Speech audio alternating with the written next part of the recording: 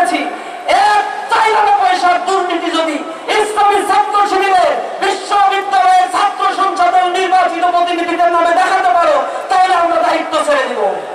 এই চ্যালেঞ্জ শুধু ইসলামী ছাত্র শিবির আর জামাত ইসলামী ছাড়া বাংলাদেশের কোন রাজনৈতিক দলের সন্তানের কলিজায় এত সাহস নাই যে চ্যালেঞ্জ তারা দিতে পারে। ইসলামী ছাত্র শিবির মানুষদেরকে সেভাবে গড়ে তুলেছে।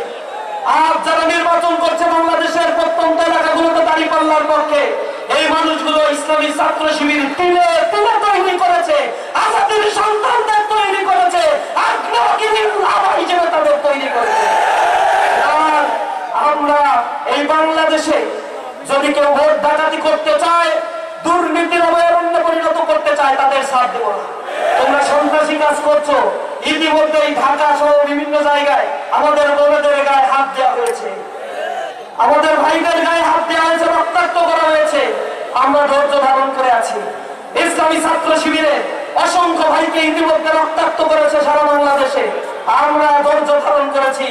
আমাদের ধৈর্যকে দুর্বলতা হিসেবে নিও না, আমাদের ধৈর্যকে দুর্বলতা হিসেবে নিয়ে দিল্লিতে পালিয়েছে ফ্যাসিবাদ।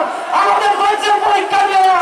আমরা দেশের স্বার্থে ঐক্যবদ্ধ বাংলাদেশ গড়ার জন্য বদ্ধপরিকর, সর্বোপরি আইন শৃঙ্খলা রক্ষা করে এক সুনিপুণ ইনসাফ কল্যাণের রাষ্ট্র আমরা গড়ে তুলতে চাই।